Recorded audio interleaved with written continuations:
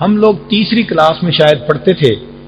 ایک دن اپنے اسکول سے گھر آ رہے تھے تو میرے ساتھ والا بچہ مجھے کہنے لگا کہ ہمارے ہمسایہ ہے اور اس کو رسیوں سے باندھا ہوا ہے, آپ نے دیکھنا ہے؟ تو میں نے کہا ہاں. چھوٹے چھوٹے تھے ہم دونوں. یہ وہ زمانہ تھا کہ ہمارے پاس پورے محلے کا ملٹیپل ویزا تھا. جب چاہتے جس گھر میں داخل ہو جاتے. ہر گھر میں عورتیں پیار کرتی, مرد پیار کرتے, جو دیکھتا وہی سینے سے لگاتا. تو چھوٹی سی عمر تھی, اس کے ساتھ جا گئے.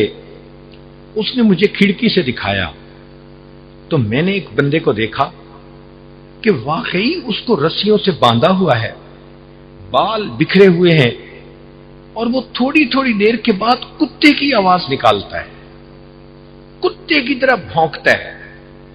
اگر باہر سے ہم آواز سنتے تو یہی سمجھتے کہ کتا بھونک رہا ہے.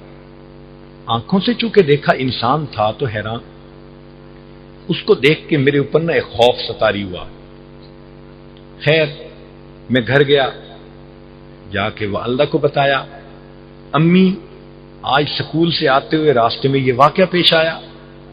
تو پہلے تو امی نے ڈانٹا, تم گئے کیوں؟ میں نے کہا دوست نے کہا تھا تو میں نے کہا میں دیکھ لیتا ہوں. تو امی نے کہا بیٹا وہ ساری عمر بھونکتا رہا, اب اس کو بھونکتے ہوئے موت آئے گی. میں اس بات کو نہیں سمجھ سکا.